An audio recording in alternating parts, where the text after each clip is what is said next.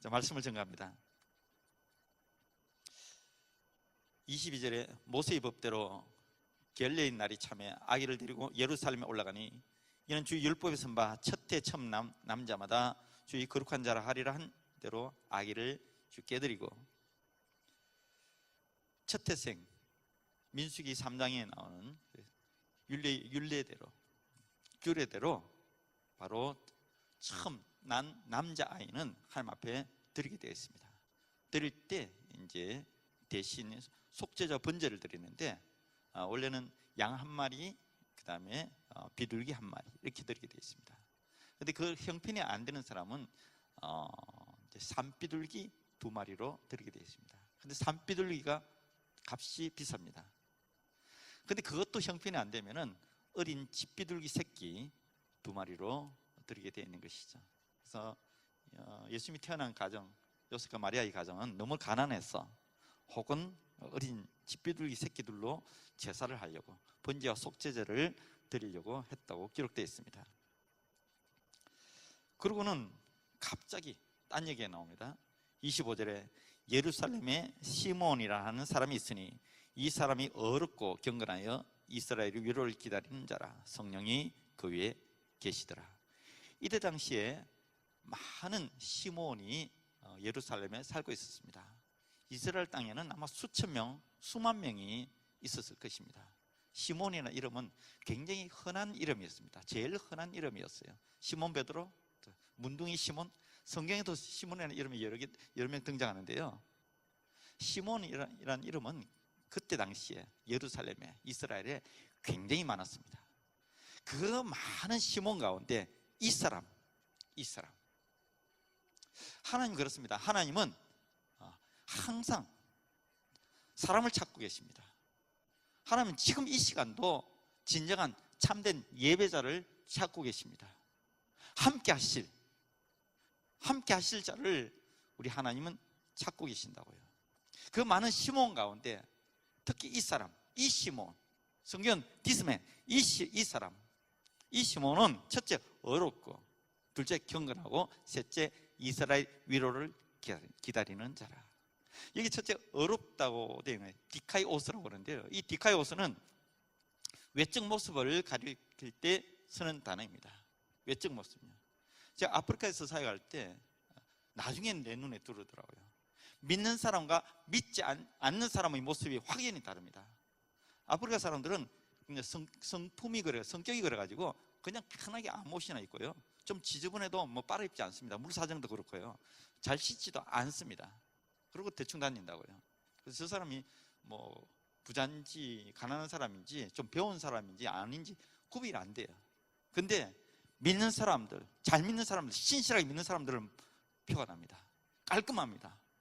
비록 헤어진 옷이라도 깨끗이 빨아 있습니다. 그 사람이 눈빛이 다릅니다. 얼굴빛이 다르다고요. 말투가 달라요. 믿는 사람의 이 모습이 금방 구별이 됩니다. 나중에 알겠더라고요. 처음에는 전부 다 까매가지고 몰랐는데요, 그 몇 번 왔다 갔다 하니까요 알겠더라고요. 잘 믿는 사람인 줄 알겠더라고요. 그렇습니다. 이 외적 모습도 얼마나 중요한지 몰라요. 제가 목회를 오래 했는데 교회를 왔다가 안 오는 사람 이제 차도 신방합니다. 신방하면은 주님 때문에 그는 한 명도 없죠. 다 눈에 보이는 사람들의 모습 때문에, 그 사람의 말투 때문에, 그 사람의 눈초리 때문에 그런 겁니다. 우리 예수 믿는 사람들이 외적 모습, 디카이오스, 이 어려운 모습 정말 필요합니다. 그리고 두 번째, 경건하여, 율라베스라 그러는데, 율라베스는 내적 성품을 가릴 때 쓰는 단어입니다. 정말 신실한 내적 성품, 하나님 앞에 겸손한 내적 성품, 믿음으로 살려고 정말 그렇게 작정하고 그렇게 살아가는 그 내적 성품을 가릴 때 쓰는 단어가 율라베스입니다. 그리고 세 번째, 이스라엘의 위로를 기다린 자라. 이때 당시 이스라엘 위로는 메시아입니다.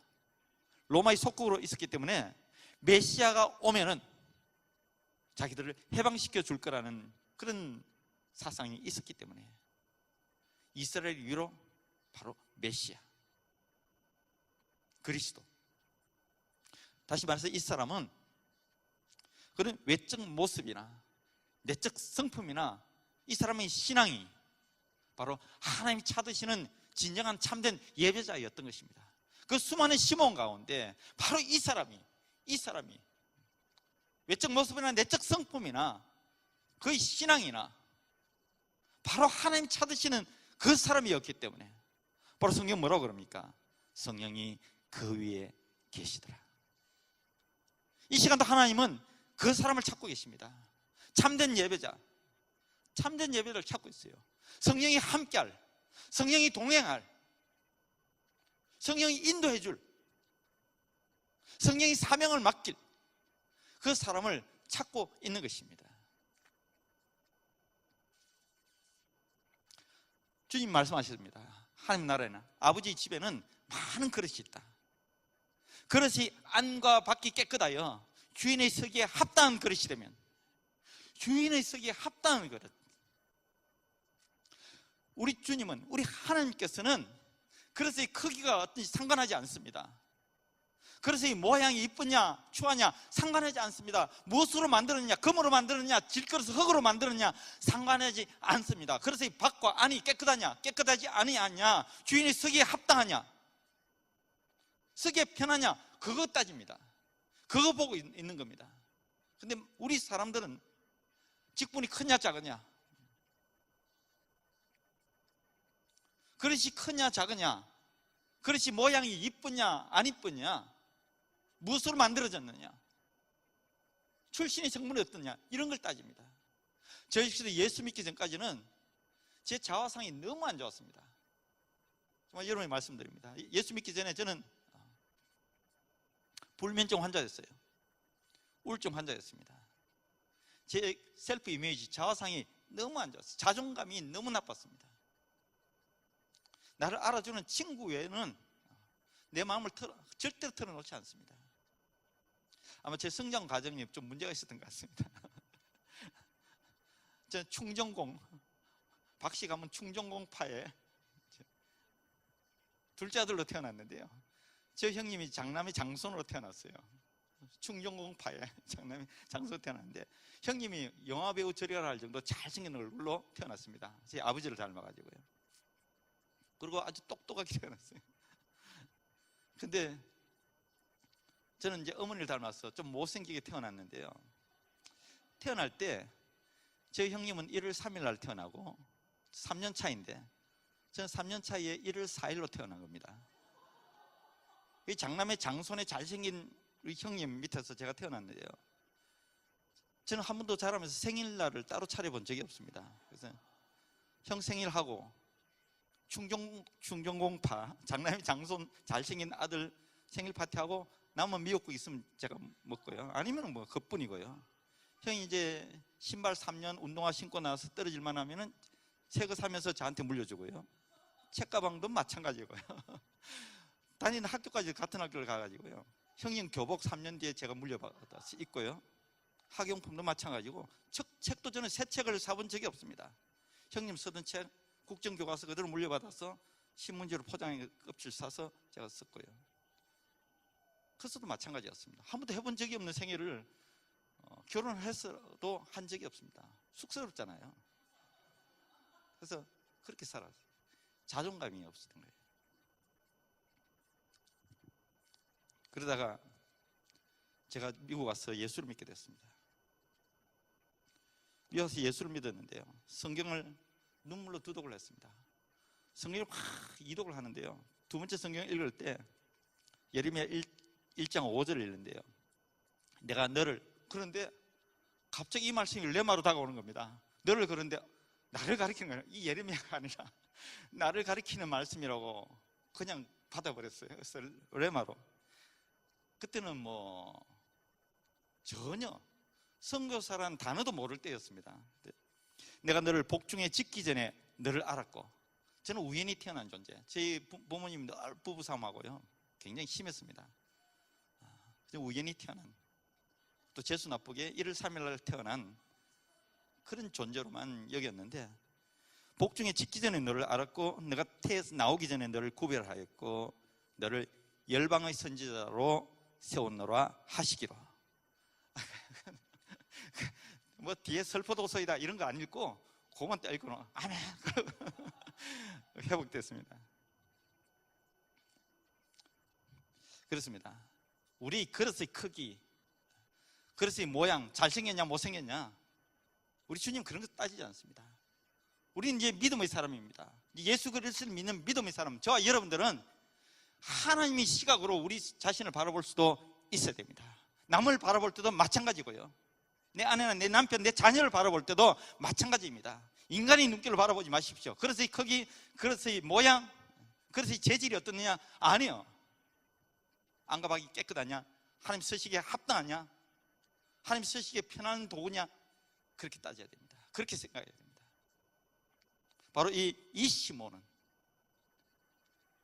하나님 찾던 그런 참된 예배였어요. 그릇이 밖과 안이 깨끗했어요. 그러니 성령이 그 위에 계시더라.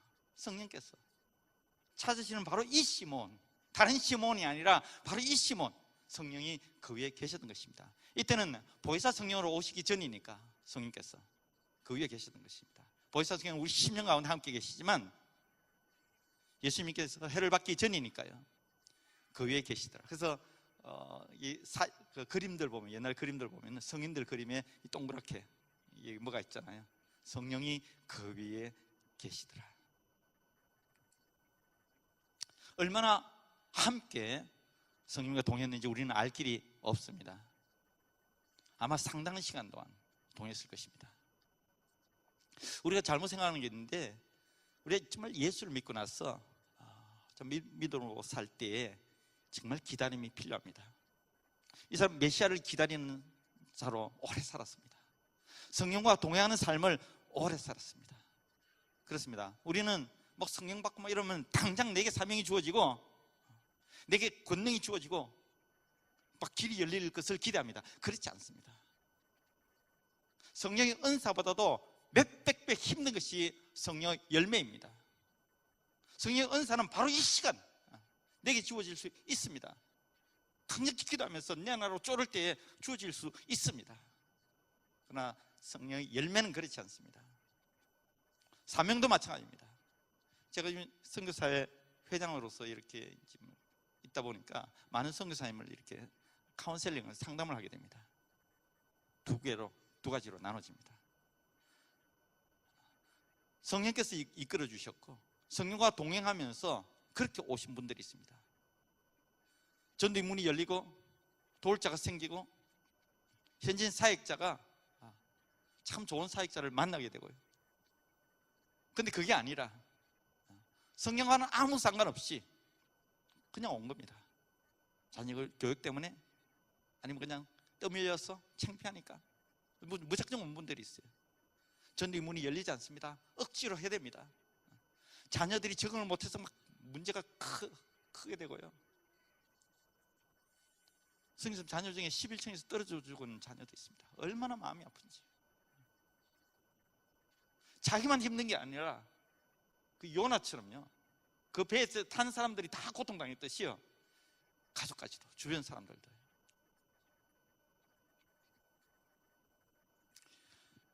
성령께서 그 위에 계셨고요, 긴 시간 동행했습니다. 그 절이 바뀌면서 26절에요 드디어 성령의 지시가 떨어졌습니다. 제가 주의 그리스도를 보기 전에 죽지 아니하리라는 성령의 지시를 받았더니, 성령의 지시가 뭡니까? 사명이죠. 바로 소명이죠. 개인적으로 딱 주어질 때 소명이라는 단어를 쓰는데요, 이 사명을 받았습니다. 그런데 사명을 받았는데 좀 웃기는 사명을 받았습니다. 죽지 않는다는 사명을 받은 겁니다. 우리 사명 그러면 뭔가를 해야 되는 걸로 알고 있습니다. 뭔가를 이루어야 되고 뭔가를 보여줘야 되는 걸로 그렇게 알고 있는데, 그렇지 않습니다.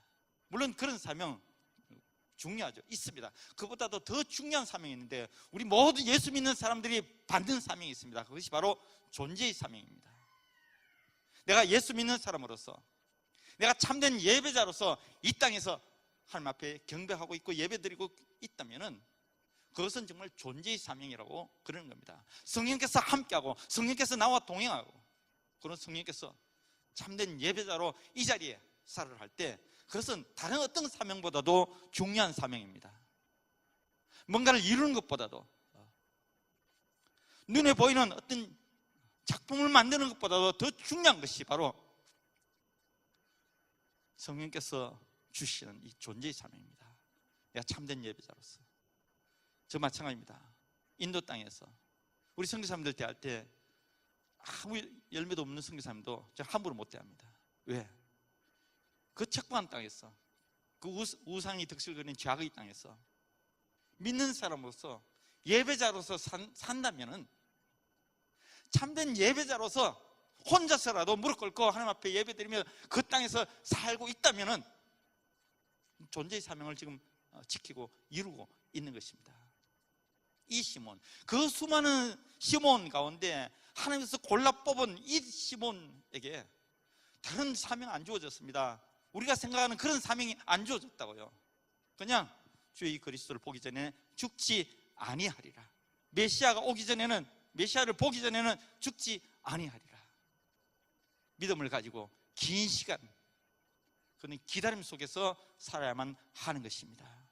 전 다시 오실 주님을 기다리고 있습니다. 믿음에는 반드시 기다림이 필요합니다. 그런 믿음이 흔들리지 아니하고, 믿음이 변질되지 아니하고 정말 믿음으로 주님을 기다리는 것, 그것이 우리 신앙에는 얼마나 소중한지 모릅니다. 그것이 우리가 가져야 될 믿음이 가장 중요한 모습입니다. 이 시몬은 그런 사명을 받았습니다. 다른 사명 하나도 받지 아니하고 오직 안 죽는다, 안 죽는다. 제가 주의 그리스도를 보기 전에 죽지 아니하리라 하는 성령의 지시를 받았더니 또 얼마나 많은 시간이 흘러간지 모릅니다. 그런데 또 절이 바뀌면서 성령의 감동으로, 성령의 감동이 예배드릴 때, 기도할 때, 혹 가다가 또 운전하고 갈 때, 우리 삶 가운데 내가 정말 성령님과 함께 그렇게 살아가고 있다면은, 성령님과 동행하는 삶을 살고 있다면은 난데없이 성령의 감동이 옵니다. 갑자기 기도하고 싶어, 갑자기 누구를 좀 만나고 싶어. 다 성령의 감동입니다. 강하게 감동이 옵니다.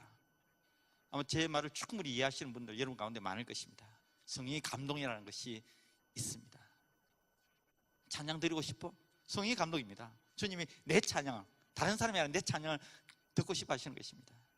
저도 성령의 감동을 여러 번 받은 기억이 있는데요, 한 번은 저희 집사람하고 신방을 마치고 이렇게 집을 가는데, 이제 조금만 가면 집입니다. 근데 갑자기 성령의 감동이 온 겁니다. 기독 교문사를 가고 싶어요. 차를 유턴해서 다시 가야 됩니다. 얼마나 귀찮습니까? 그 늦은 시간에 신방 마치고 지금 피곤한데, 근데 성령의 감동이 강하게 온 겁니다. 그래서 차를 유턴 360도 돌려가지고 기독 교문사를 찾아갔어요. 문 닫을 시간인데요. 그 늦은 시간에 들어갔는데 문이 안 닫혀 있길래 들어갔는데 시카고에서 제가 아는 집사님이 딱 와 있는 겁니다. 자기도 놀라고 나도 놀래고, 아니 목사님 이 시간에 여기 웬일이세요? 아니 당신은 시카고에 있는 사람이 이 워싱턴이 웬일이냐고, 버지니아 웬일이냐고, 우리 서로 놀란 겁니다. 그래서 뭐 이제 이런 얘기 저런 얘기 하다 보니까, 제가 그날 무슨 방송을 했냐 그러면, 제가 이제 그때 이제 30분 선교 방송을 할 텐데, 선교사님 한 분 소개를 해드리면서 그분이 필요나 기도 제목이나 이런 걸 알려드릴 때였어요. 그때 아프리카 이성로 선교사에 대한 이제 방송을 하고는, 이성로 선교사가 총각으로 선교지에 가서 말라리아에 걸려서 고생하고 이런데 뒷바라지 해줄 사람이 없어서 배필을 찾고 있습니다. 혹시 이 방송을 들으시는 분 중에 좋은 자매님을 알고 계시면 연락 바랍니다. 그래서 전화번호 남기고 이랬거든요. 아무한테 전화가 안 왔어요. 근데 얘기를 하다 보니까 나는 이제 총각 선교사를 알고, 이번에 시카고에서 이제 아동교육학 대학원을 마친 어떤 노처녀 자매님을 알고 있는 겁니다. 그래 우리가 중매를 쓰게 됐잖아요. 지금 사이 잘하고 있습니다. 결혼하게 됐죠. 저한테 양복을 안 해주더라고요. 내가 한 게 아니라 하나님이 했다고 생각하는 것 같아. 어쨌든 성령의 감동으로 그런 일이 있었는데요, 성령의 감동으로 이 사람 갑자기 성전에 들어갔어요. 성전에 들어갔어요. 그랬더니 마침 인간의 눈을 볼 때 마침이고 우연이고 그렇지 이 세상에 우연이 없습니다. 특히 우리 예수 믿는 저 여러분들의 삶에는 우연이 없습니다. 필연이요 하나님의 섭리만이 있을 뿐입니다. 그래서 마침 주의 부모님이 율법의 전례대로 행하고자 하여 아기 예수를 데리고 오는지라 만나게 해주신 것입니다. 시몬이 강경무량했겠죠. 그 아기를 안고 성령께서 알게 해주신 거니까요. 하나님을 찬송하여 가로되 주제요 이제는 말씀하신 대로 종을 평안히 놓아 주시는도다. 아마 이제 나이가 많아졌을 겁니다. 이제 죽을 때가 다 됐는데요. 그 사명 때문에 죽을 수가 없이 그렇게 살았던 것입니다. 제가 오늘 설교 제목을 생애 최고의 순간이라고 했는데요. 옛날 영화에 이런 것이 하나 있습니다. 해럴드 러셀이라는 사람이 있는데요. 이 사람이 2차 대전에 참전을 했는데 갑자기 옆에 폭탄이 떨어졌습니다. 떨어졌는데 미처 피하지 못했어요. 터지고 두 팔이 잘리게 됩니다. 온 몸이 만신창이가 됩니다. 갈갈이 찢기게 됩니다. 병원에 가서 살아난 것을 막 자책을 합니다. 자기 자신을 저주까지 하면서 이 쓸모없는 고깃 덩어리 내가 왜 살아남냐고 그래서 고통 속에서 막 울부짖습니다. 그게 누가 전도를 했어요. 좀 놀라운 일이 생겼습니다. 그 자기 자신을 저주하며 자학했던 그 울부짖었던 그 러셀의 마음속에 하나님의 평안이 임하게 됩니다. 환경 때문에 어떤 조건 때문에 어떤 물건 때문에 아니요. 그런 환경하고 아무 상관없이 우리에게 주어지는 하나님의 평안이 있습니다. 그가 평안을 찾고 주님의 위로를 받았어요. 그런 완전히 사람이 달라진 겁니다. 근데 주님께서 지혜도 주시고 능력도 주셨어요. 삶에 대한 의욕도 주신 것입니다. 가짜 팔을 끼고요 글자도 쓰고 타이프도 치고요 요리도 하게 되었습니다. 삶이 완전히 달라졌습니다. 삶이 그 이전보다도 오히려 매일의 삶이 새롭고 쓸모없는 고깃덩어리가 아니라 얼마나 주와 함께하는 예배 드리는 삶으로 바뀌고 나니까 삶이 하루하루가 얼마나 새롭고 얼마나 기쁜지 말씀 읽고 묵상하고 찬양 드리고 삶이 달라졌어요. 그가 자신의 삶, 지금 현재 행복하게 살고 있는 자신의 삶을 책으로 썼습니다. 그 책이 베스트셀러가 되어서 영화로 된 것입니다. 그 영화의 후반부에 자신이 출연합니다. 주인공으로요. 그의 아카데미상에 이 해럴드 러셀이 나무 주연상을 받게 됩니다. 그 영화의 제목이 우리 생애 최고의 해입니다. 이 시몬, 글쎄요, 이 사명이 없었더라면, 이 존재의 사명이 없었더라면 그냥 내가 예배자로서 주의 얼굴을 메시아를 보기 전에 죽지 아니하라는 이 사명 가지고 정말 하루하루를 예배자로 살아갔기 때문에 지금 이 순간을 맞이하게 되는 것입니다. 잊어버리지 않았어요. 자신의 사명을, 자신의 존재에 대한 의미를 잃어버리지 아니하고 드디어 이 순간을 맞이하고 있는 것입니다. 죽음 앞에 평안할 자 누가 있겠습니까? 누구든지 다 죽음 앞에 두려울 텐데요. 그런데 이제는 평안히 놓아주신도다. 이제는 죽을 수 있다는 겁니다. 그린말이라는 영화가 있었어요. 저는 영화를 참 좋아하는데요. 사람이 어떻게 돼가지고 안 죽게 되었어요. 그때 쥐도 안 죽는 겁니다. 안 죽어요. 다들 때가 되어서 죽는데, 자연의 섭리인데 때가 되었어. 한 번 죽는 것은 정한 이치인데, 그래서 배우자도 가고 친구들도 다 떠나고 아이들도 다 죽는데 자기는 안 죽는 겁니다. 얼마나 괴로운지요. 그 영화에서 표현하는데 괴로운 겁니다. 죽어야 되는데. 젊은 모습으로 활기찬 모습으로 살아있는 것이 아니라 다 늙었어. 다 늙어서 안 죽는 겁니다.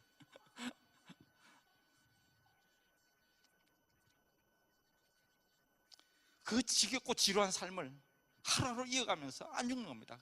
그걸 닮은 영화인데요. 그 기다림이 시간이 끝나고 이젠 그 사명이 이루어진 순간이에요. 저는 그런 생각을 해봅니다. 내 생의 최고의 순간은 과연 언제일까? 예수 믿기 전에 세상에서 누렸던 그 순간 아니죠. 배설물 같은 그 시간 아니죠. 제가 목회하면서 누렸던 그 순간인가? 정말 화려했던 순간이 있었어요? 아닐 것 같아요. 오늘 말씀이라면 사명을 뭔가 이뤘을 때가 아닙니다. 사명을 놓을 수 있을 때, 종을 평안히 놓아주신다. 이제는 죽어도 좋다 할 그때, 아무 이제 미련 없이 이제 주님 앞에 갈 준비를 할 수 있을 때, 그때가 오히려 생애 최고의 순간인 것 같습니다. 이제는 말씀하신 대로 종을 평안히 놓아주신다. 사람으로서는, 인간으로서는 처음으로 주님에 대해서 증거를 하고 있습니다. 우리는 이미 다 알고 있는 증거를, 이 사람은 사람으로서 처음으로, 첫째, 내 눈이 주의 구원을 보았사오니. 오늘 우리 찬양 드렸잖아요. 이제는 우리는 다 이미 알고 있는 거라고요. 주의 구원. 두 번째, 이는 만민 앞에 예배하신 것이요.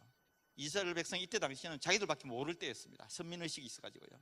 메시아가 오더라도 자기들 위해서 온다고 그렇게 여길 때인데, 이 시몬은 만민 앞에 예배하신 것이라고 그렇게 고백합니다. 그 다음에 이방을 비추는 빛이요, 이방을 비추는 빛이요, 주의 백성은 이스라엘의 영광입니다. 정확하게 바로 예수 그리스도에서 증거합니다. 그랬더니 그 아기에 대한 말들을 주위 부모들은 이상하게, 기이하게 그렇게 여기는 겁니다. 자기 태에서 낳았는데도, 태어날 때 좀 이제 동방박사들이 찾아오고 목자들이 뭐 이상을 봤다 하지만 몰랐던 겁니다. 근데 시몬은, 성령과 동행했던 이 시몬은 이걸 알고 있는 것입니다. 우리는 알고 있습니다. 우리 예수님에 대해서 이미 알고 있다고요. 우리에게 기회가 주어지면 이와 같이 시몬처럼 증거하게 될 것입니다. 사랑하는 여러분들이요, 여러분이 살면 어떻습니까? 생애 최고의 순간이 이미 지나갔나요? 아닐 것입니다. 어느 누구도 우리 가운데는 아직 생애 최고의 순간을 맞이한 자가 없을 것입니다. 생애 최고의 순간은 우리 인간의 눈으로 보는 그런 순간이 아닙니다. 주께서 하실 것 없으면 존재의 사명을 주었다 할지라도, 정말 내가 믿는 사람으로서, 참된 예배자로서 내 자를 지키면서 살아가다가 이제 됐다고 할 때, 이제 너 그동안 성실하게 너희 갈 길을 달려왔으니 때가 되고 부름의 때가 가까울 그때 아마 우리에게 생애 최고의 순간이 주어지게 될 것입니다. 그것을 알고 기다리는 사람에게만요, 내가 예수를 믿는다고 하지만 똑같이 반복되는 삶에 그냥 지루하게, 지겹게, 아무 감동도 없이, 아무 감격도 없이 예수 믿는 즐거움과 기쁨도 누리지 못하고 그렇게 하루하루 살아가다가 마침내 그날을 맞이한다든지, 뜻하지 않게 주님이 오신다든지 당황하게 될 것입니다. 놀라게 될 것입니다. 여전히 미련 때문에 고통하게 될 것이고 죽음의 두려움 앞에 떨게 될 것입니다. 그러나 만일에 우리 남은 생애 가운데 생애 최고의 순간이 있다고 믿고 그날을 기다리며, 믿음으로 기다리며 하루하루 참된 예배자로 살아간다면 그 생애 최고의 순간은 눈앞에 다가올 것이고 다가오는 것이 보일 것이고, 그리고 그것을 평안히 맞이할 수 있게 될 것입니다. 사랑하는 여러분들이요, 우리 가운데 어느 누구도 생애 최고의 순간 벌써 보낸 자 없습니다. 우리에게는 생애 최고의 순간이 남겨져 있습니다. 생애 최고의 순간이 남겨져 있다고 확실히 알고 그렇게 시몬처럼 주와 동행하며 하루하루 예배자로 살아간다면 우리 삶 결코 지루하지 않습니다. 답답하지 않습니다. 어렵고 힘든 다 이겨낼 수 있습니다. 사역을 많이 했을 때가 아닐 겁니다. 저 역시도 제가 혹시 다친다든지, 그래서 더 이상 사역을 할 수 없다든지, 그래서 이제 다 내려놓을 수밖에 없는 순간이 온다든지, 혹은 사역 중에 죽는다든지, 그때가 아마 제 생애 최고의 순간이 될 것입니다. 여러분도 이 땅의 수고를 다 끝내고 있는 자리에서 잘 섬기고 또 예수 그리스도를 전가하고 참된 예배자로 살아가다가 때가 되었을 때 이제 됐다, 이제 됐다, 믿음을 지키며 살았으니 이제는 수고를 그치고 눈물도 슬픔도 없는 나에게로 오라. 주님께서 부르실 때 그때가 바로 우리 생의 최고의 순간이 될 것입니다. 믿음으로 그때를 기대하며 그때를 기다리며 그렇게 사시다가 생의 최고의 순간을 맞이하시기를 주님으로 축원드립니다. 기도합니다. 주님, 그동안 참 잘못한 것 참 많았습니다. 저 역시도 예수 믿고 나서도 때때로 마음이 상한 적도 많았고, 주의 눈길이 아니라 내 자신의 눈길로 내 자신을 바라보며 한탄하고 자학했던 적도 있습니다. 그러나 주님의 눈길로 다시 한번 우리 자신을 보기를 원합니다. 크기와 상관없이, 모양과 상관없이, 재질이 어떤지 상관없이, 출신 성분 상관없이, 그래서 안과 밖을 깨끗이 하여 주님 쓰기에 합당한 자가 되기를 원합니다. 그래서 성령을, 거룩한 영을 담기에 합당한 자, 서시기에 편한 자 되기를 원하오니 주님 도와주시고 이후로의 삶이, 우리 남은 생의 최고의 순간을 기대하며 바라보며 살아갈 수 있는 우리 모두가 되게 도와 주시옵소서. 주 예수 그리스도의 이름으로 기도드리옵나이다. 아멘.